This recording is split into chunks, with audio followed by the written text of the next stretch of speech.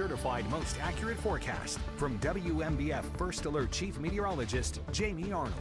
All right, going to start you off here with a really cool view of a nasty storm that has blown up on the west side of Conway, western Horry County.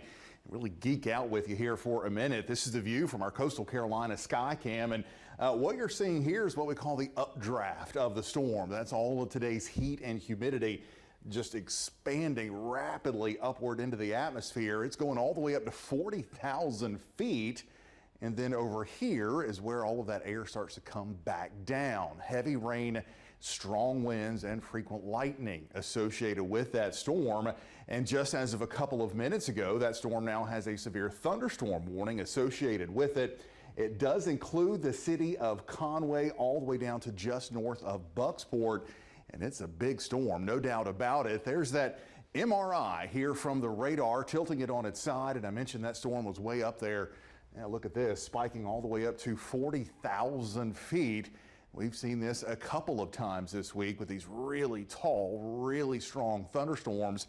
And when they get that big and when they get that tall, they can produce a lot of lightning, very strong winds, and maybe even some hail. That's why we have that severe thunderstorm warning in effect, again, including the city of Conway, taking you out Highway 378 past Tyler Farms over towards Brown Way.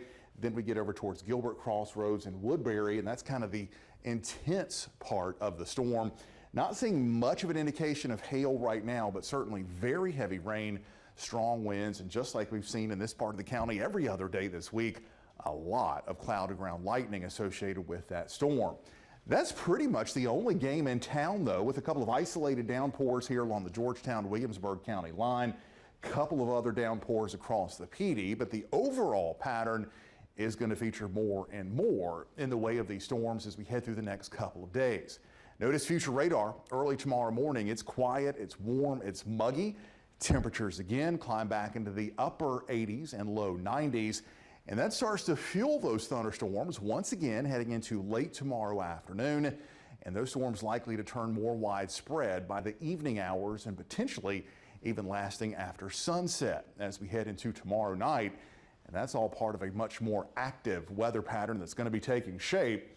Notice tomorrow's rain chances all the way up to 60%, especially late in the day. And that 60% chance going to be sticking around with us for a while as we watch a cold front drift its way into the Carolinas. It interacts with all of that humidity and heat in place. And we are holding on to those high rain chances Thursday, Friday, into Saturday.